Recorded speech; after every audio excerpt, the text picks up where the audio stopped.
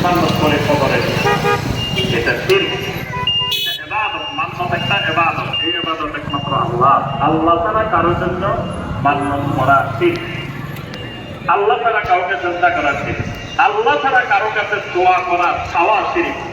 আল্লাহ ছাড়া কারো কাছে যদি সন্তান কামনা করা হয়, বিপদ আপদ থেকে মুক্তি চাওয়া হয়, তারপরে যে কোনো অসুস্থতা থেকে সুস্থতার জন্য চাওয়া হয়, এগুলোও ইবাদত কেন্দ্রিক শিরক। এই জন্য রুবুবিয়্যত এবং ইবাদত কেন্দ্রিক শিরকটা পৃথিবীর মধ্যে বেশি। এই মাসের গুরুত্বপূর্ণ করণীয় আমল নিজেদেরকে শিরক মুক্ত করা। আরেকটা হলো মুশাহাদাত। মুশাহাদাত মানে ইসলাম বিদ্বেষ, সুন্নাহ বিদ্বেষ, কোরআন বিদ্বেষ। মানে একটা মুসলিম পরিচয় কিন্তু কোরআনের প্রতি তার ভিতরে বিদ্বেষ। মানে সে সব মানে কিন্তু কোরআনের আইন মানতে রাজি নেই।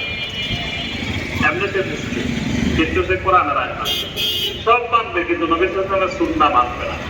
সুন্নতকে নিয়ে কটাক্ষ করে, সুন্নাহকে নিয়ে বিদ্রোহ করে, সুন্নাহ যারা পালন করে তাদেরকে নিয়ে হাসি তামাশা করে। এগুলো হলো মুশাহাদাত।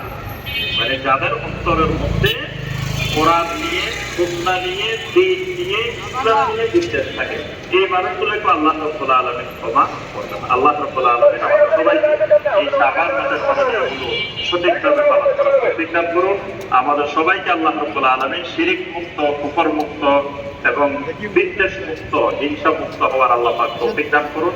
আল্লাহ রাব্বুল আলামিন রমাদান মাস পর্যন্ত আল্লাহ পাক আমাদের সবাইকে বাঁচিয়ে রাখুন এবং রমাদানের সকল ফজিলত আল্লাহ পাক আমাদেরকে লাভ করার তৌফিক দান করুন। আমিন ইয়া রাব্বাল আলামিন।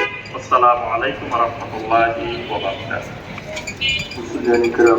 সুন্নত শুরু করার আগে দাঁড়িয়ে কাতারগুলো সোজা করে তারপরে সুন্নতের নিয়ম করব। যে সকল ভাইয়েরা নামাজের জন্য বাহিরে দাঁড়িয়ে আছে, আমাদের মসজিদে দোতলা, তিনতলা, চারতলা, পাঁচতলাতেও নামাজের ব্যবস্থা করা হয়েছে। মেহরবানি করে সিঁড়িতে উপরে উঠে যাই। আমরা কেউ সিঁড়িতে দাঁড়াবো না। সিঁড়িগুলি মুসলিম বাহিনীর যাতায়াতের জন্য আমরা খালি রাখবো।